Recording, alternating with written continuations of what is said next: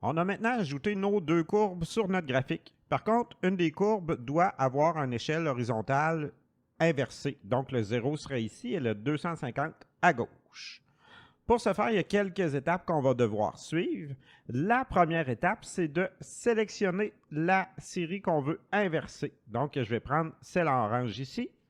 Ensuite, j'appuie sur bouton droit et mettre en forme la série de données. Ici, je vais m'assurer que j'ai bien sélectionné cette icône et je vais prendre axe secondaire. En choisissant axe secondaire, ça vient de débloquer de nouvelles options dans le menu. Donc, je viens dans conception de la carte, ajouter un élément graphique, axe, et j'ai axe horizontal secondaire qui vient de se débloquer. Il n'était pas disponible avant. Je le choisis. Je vois qu'il vient de s'ajouter un deuxième axe secondaire dans le haut. Par contre, il n'est pas encore inversé. Donc, je peux le sélectionner ici.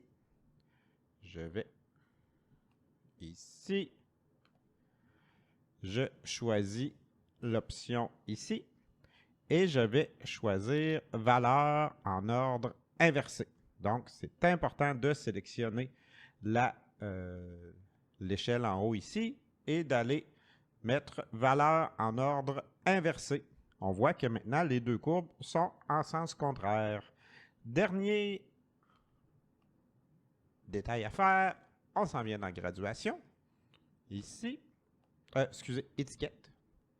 Et on va dire qu'on va vouloir avoir les deux axes dans le bas.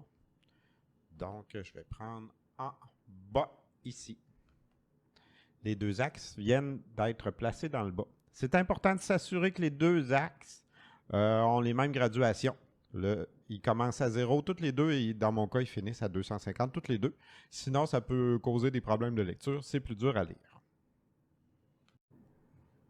Finalement, ce que je pourrais faire aussi, c'est d'enlever un des deux axes verticaux parce que là, ils sont par-dessus l'autre et ils n'apportent rien.